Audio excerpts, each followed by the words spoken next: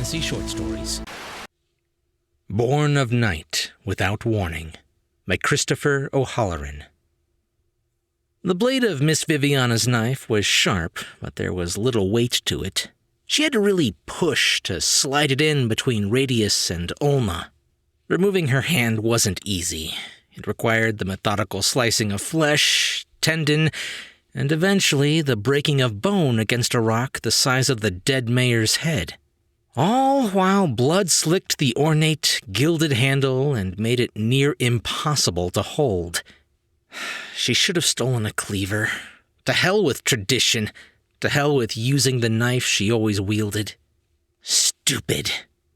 Through much cursing and sweating, she eventually held her right hand in her left. The fingers of the dead thing curled upon her palm like an expired tarantula. One she would leave dead, no matter who grieved it. Already she had bled copious amounts into the water. It trickled down and out of sight, caught in rapids that churned and frothed.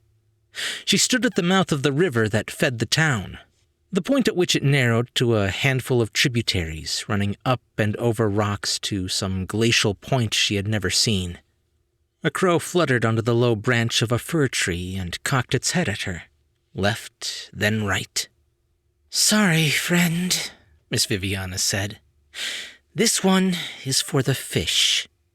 She tossed the hand into the river and watched it bob along the surface before being lost in the same rapids that took her blood. The crow cawed a curse at her, one learned during her frustrated hacking, then set off once more into the night. She followed at a more leisurely pace. The stump of her arm left a wet trail through the undergrowth. Miss Viviana didn't always despise the village. That came later, after months of abuse, after calls in the middle of the night, after being interrupted on the street, in the market, weepy mothers, trembling lovers, orphans, and myriad vagabonds without a penny to their name but with all the entitlement of the crown. "Bring them back!" they'd cry. Everyone had a story. Their loved ones were lost, but Miss Viviana made true the sense of the word. With her, the dead weren't truly dead, weren't truly gone, simply lost. And she alone had the power to find and guide them home. All of them. Miss Viviana brought her quarry back whole, not always in form, but always with full mental faculties, capable of love, of joy, of life.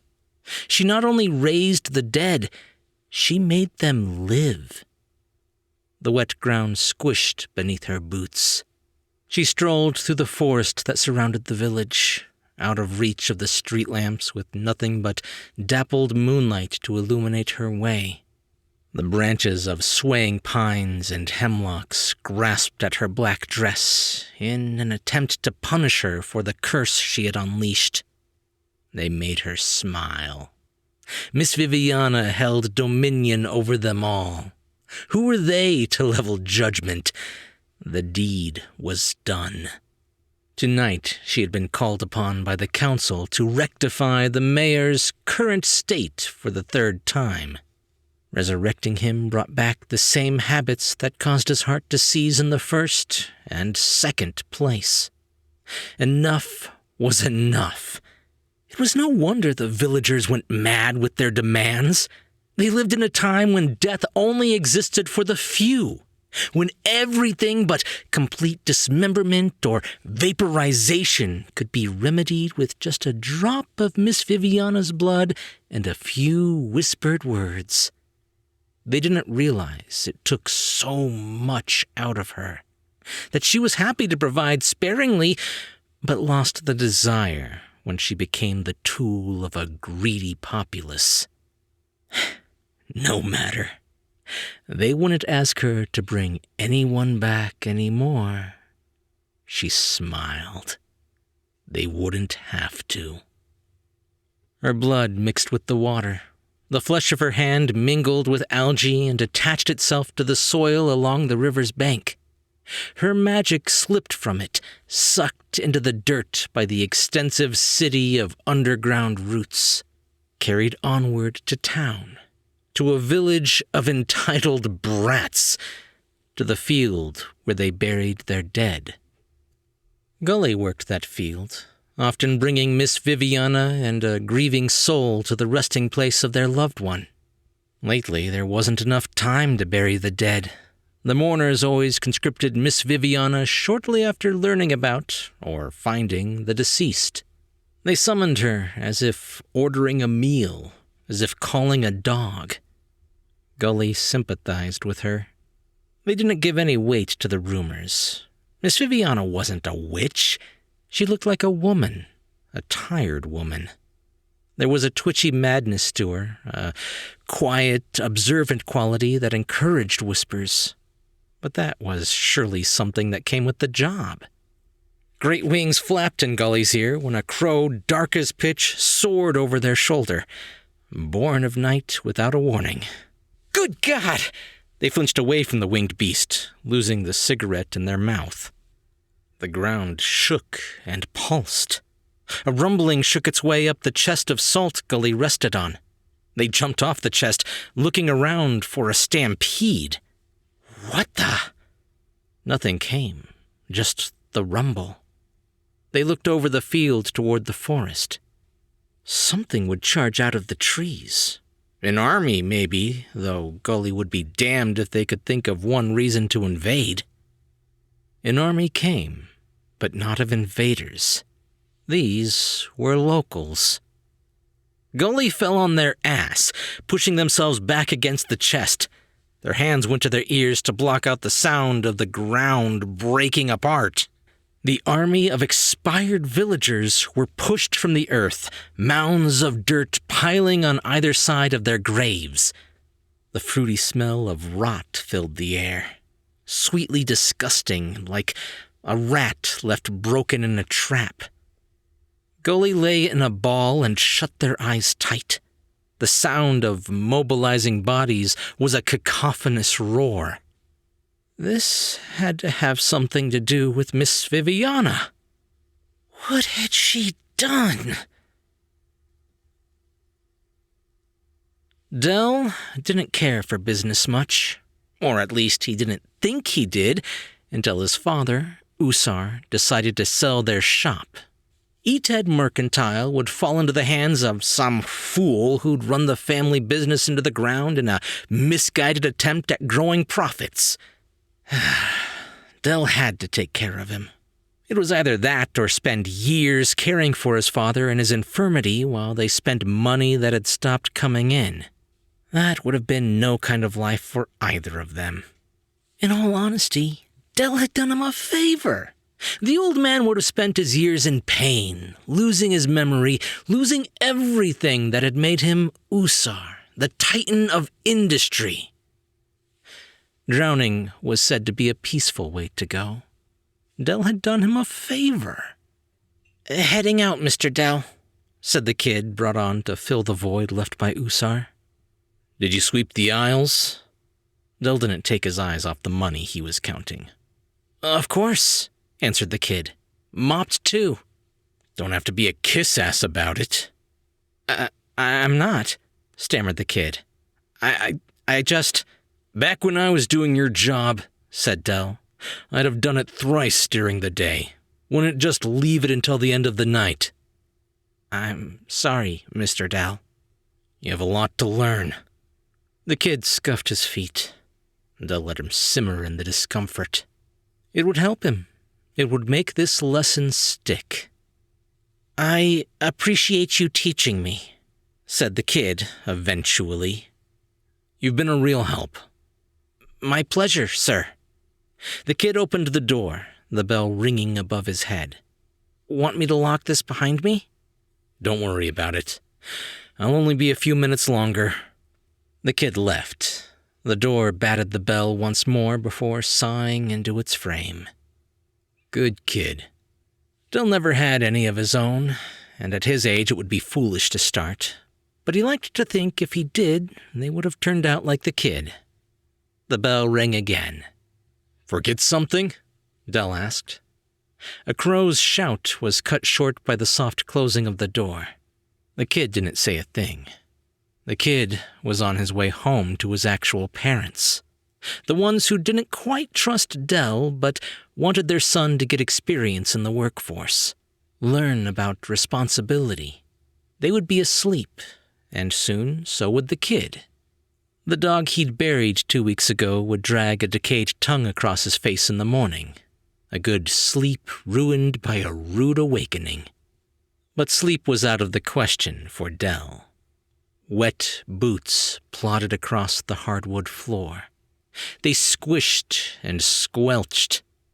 The son of a bitch who slipped in past closing was making a mess. "We're closed," said Dell, looking up from his money and into the eyes of his father.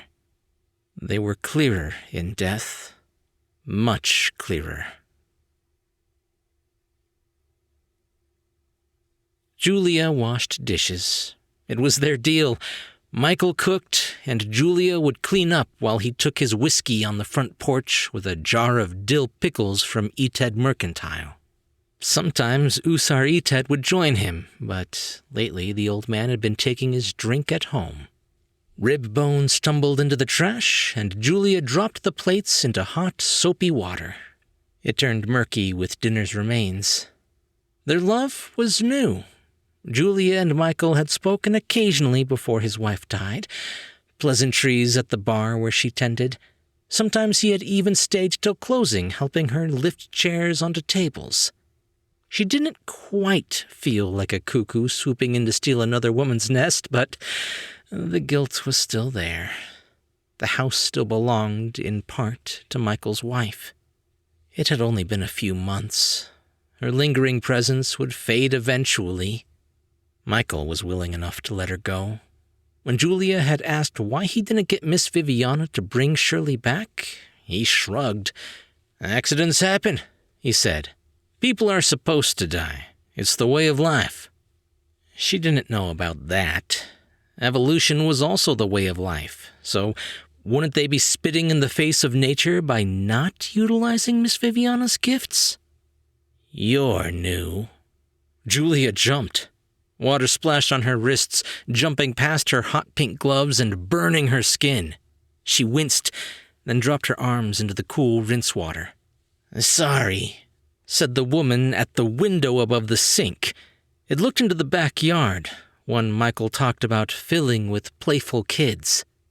"There should be some aloe in the upstairs bathroom, under the sink." Julia froze. She knew who it was at the window, but it was impossible. It couldn't be her.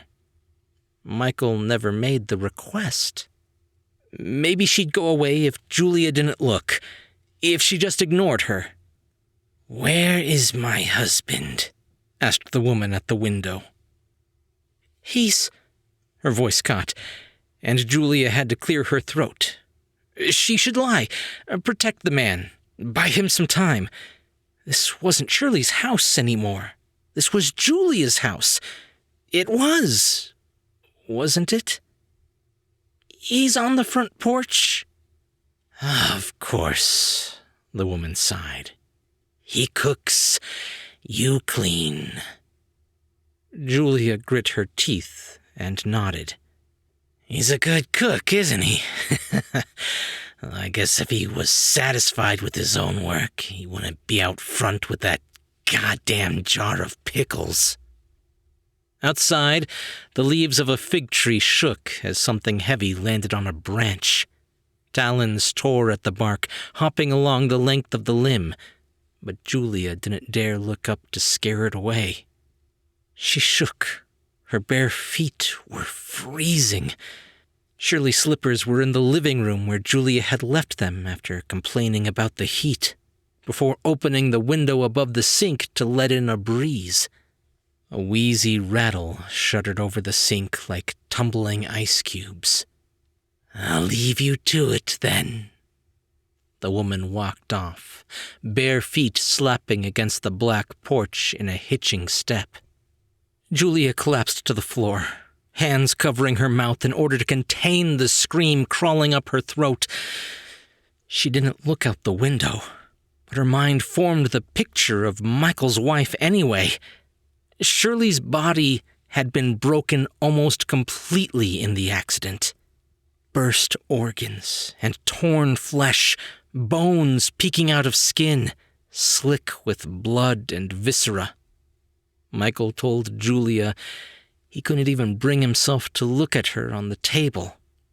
He'd look at her now. Orange light flickered against sheer curtains. The streets were full of ruckus. There must have been a festival outside. Screaming children, parents yelling, footsteps on gravel, and the sound of wagons rushing down the road. Someone got carried away and a window shattered. Eloise ignored the sounds. Eloise waited to die, but it took longer than she expected. After her children were taken from her, roasted alive in that abandoned tire shop, she had no reason to live. The thought of going to Miss Viviana and asking her to wake them from eternal slumber crossed her mind, but the burns were too extensive. Seeing their precious bodies that way for the rest of their unnatural lives would be torture.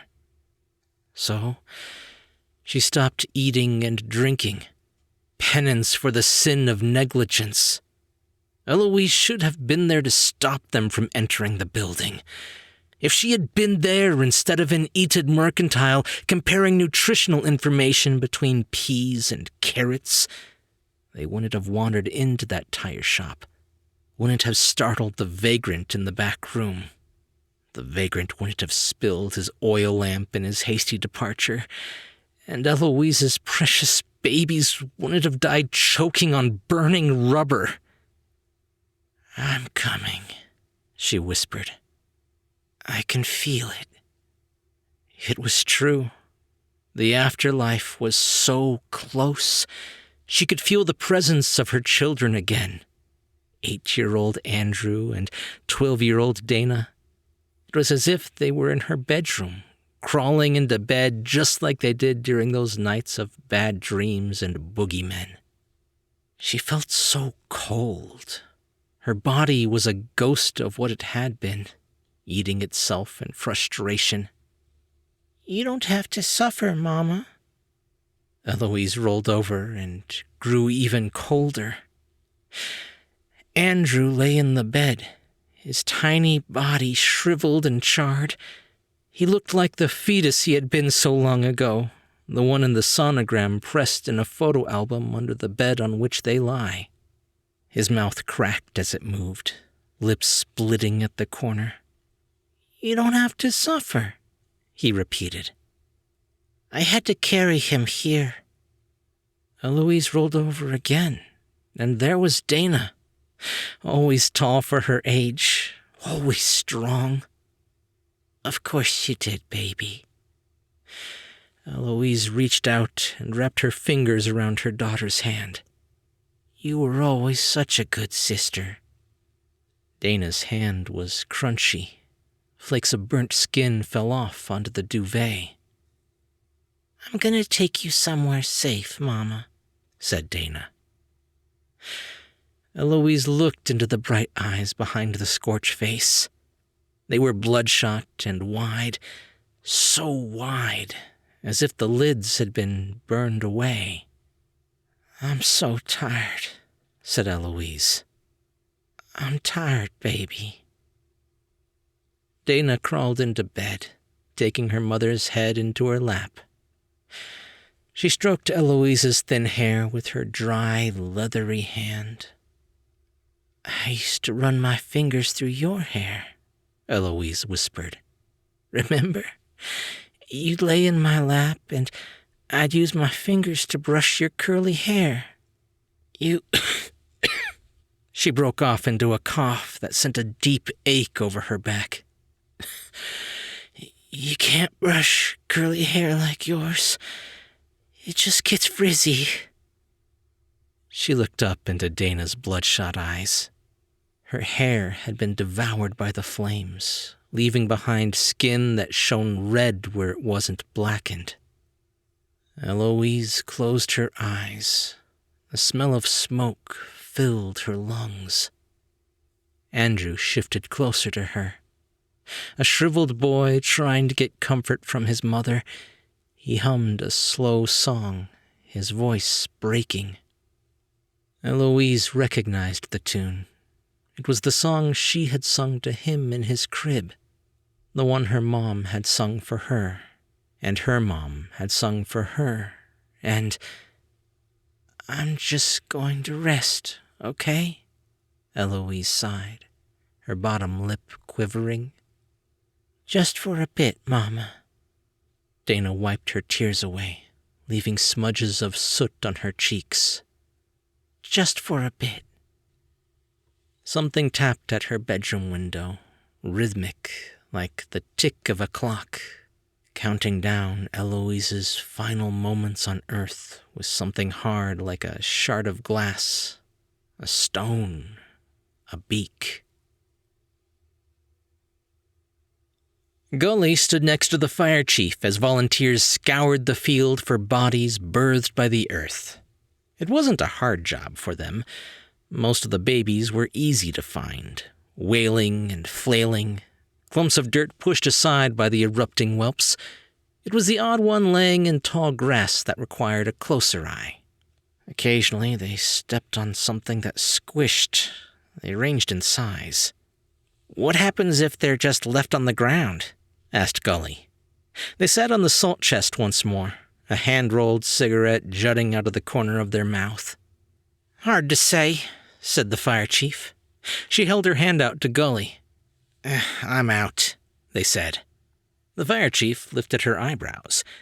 Gully sighed and dug their last cigarette out of the pocket of their overalls. "If we just left him there," said the fire chief, taking the cigarette, "I reckon coyotes would get him." "Ugh, nasty sight," said Gully. "Parents will be glad to have their kids back." The chief grunted as she struck a match, then held the cigarette in her mouth. "If we can return the babies to the right family, they should match the marker to the baby. Write the name on the heel before they toss them in that wagon. They're not even looking at the gravestones." "You're right. Wise as ever, Gully." She made no effort to tell the volunteers about Gully's idea. The end of the cigarette glowed bright. The chief let smoke out through her nose, twin streams curling up along the side of her face like the horns of a bull. Or a devil. Gully didn't know what was going on in town.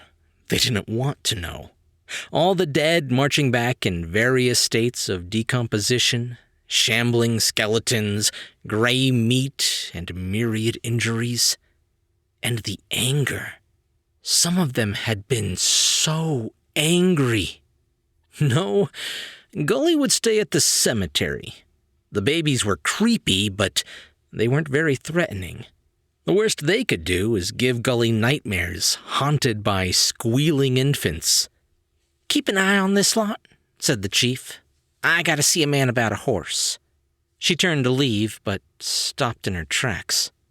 "I got a toilet in my shack, Chief. No need to go all the way back to—" The ground began to tremble again. Shouts and cries came over the hills, mingling with the sound of marching footsteps. The scent of decay returned, strong as when the ground evicted the dead. Was the army returning to their graves? Gully hopped off their chest and turned to see what had startled the fire chief so. The cigarette fell from their mouth. It landed on their boot, leaving an ashy smudge. Hordes of the dead marched toward them, faces rigid with determination. They were not alone. They carried back living hostages. Old Usar had his son by the ankle, dragging Dell on the ground. It looked like they had fought. Dell was bruised and bloody about the face. His breath came shallow, and the leg Usar wasn't holding was bent and swollen. Shirley Godwin carried her husband over her shoulder. His wrists and ankles were bound like those of the roasted hogs he brought to the village potlucks. A gag, What looked like a sock was crammed in his mouth.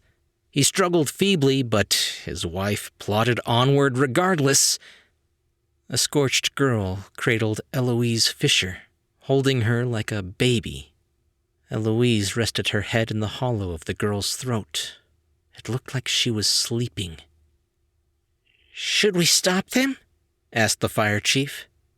There were hundreds, the vengeful dead balancing the scales. Miss Viviana stood at the tree line, cradling her arm. There was no hand at the end of it. A crow fluttered from a branch to rest on her shoulder. They had asked so much of her, and Miss Viviana had complied. "You want your dead back? Well, here you are." "You want to stop them," said Gully. "Be my guest. It didn't seem to work out so well for their captives, though." The fire chief put her hands on her hips as the innumerable dead passed them. "Well, shit." Gully turned around and headed off toward their shack. "Where are you going?" called the chief. "Gotta get my shovel." There were holes to be filled.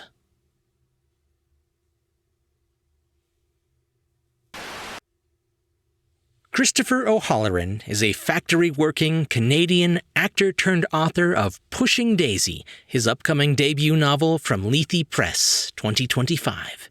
His shorter work has been published or forthcoming from Kaleidotrope, NoSleep Podcast, Cosmic Horror Monthly, and others. He is editor of the anthology Howls from the Wreckage. Visit COauthor.ca for stories, reviews, and updates on upcoming novels. Hey guys, so I don't do too much horror on this channel, as many of you have probably noticed. I personally am not a huge fan of the genre, and there's a lot of channels out there that do it much better than I do. But when this story was in my submission inbox, I'd never seen a zombie story like this before, and the idea behind it was just so haunting. And the way he wrote it I thought was excellent, so hats off to Christopher O'Halloran. If you guys like this story, be sure to leave a thumbs up and a comment if you're on YouTube. Or if you're listening to the podcast version, just be sure to subscribe for more brand new short stories. I'm Chris Herron, and that's it for today's Tall Tale TV.